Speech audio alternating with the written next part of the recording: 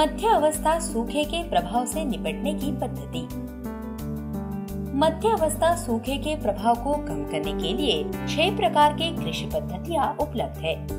मृदा में नमी के संरक्षण हेतु पलवार लगाकर कतारों में मृदा को तैयार करना इस दिशा में पहला कदम होगा। इससे भूमि की दरारें और छिद्र बंद हो जाते हैं तथा नमी को मृदा की ऊपरी सतह पर संरक्षित रख पाना संभव हो जाता है। नमी के संरक्षण के लिए गहरी नालियों का निर्माण कर वर्षा जल के बहाव को मृदा में संरक्षित कर नमी को जड़ों के स्तर पर सुरक्षित रखा जा सकता है। इससे भी अल्पकालिक तौर पर नमी को बरकरार रखा जा सकता है। इससे बीज के आसपास की मृदा को ज्यादा देर तक नमी रहित होने से बचाया जा सकता है। नमी के संरक्षण के बाद अब जरूरी है पौधों के लिए पोषण की व्यवस्था।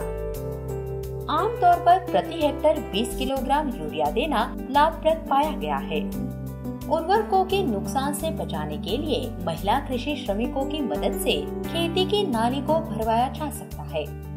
शुष्क क्षेत्रों के किसान उर्वरकों के इस्तेमाल के बाद इन नालियों को बंद करने के लिए कम लागत की उन्नत और कम मशक्कत वाली तकनीक का इस्तेमाल करते हैं। उसके बाद पानी और नाइट्रोजन की अतिरिक्त खुराक की पूर्ति प्रभावित फसलों पर 2 से 5% यूरिया का छिड़काव करके की जा सकती है। सूखे के प्रकोप को खाद पलवार तकनीक से कम किया जा सकता है। इस प्रकार की हरी खाद के लिए ग्लाइरीसीडिया पौधा एक आशाजनक विकल्प है।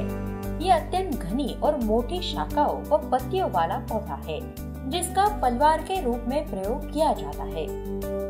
इसकी पत्तियों में 3% नाइट्रोजन होता है। इसे बंदों पर भी आसानी से उगाया जा सकता है।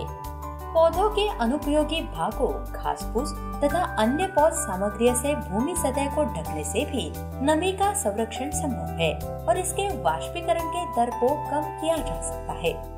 संपूरक सिंचाई के लिए खेतों में स्थित जलाशयों में भंडारित जल का भी प्रयोग किया जा सकता है।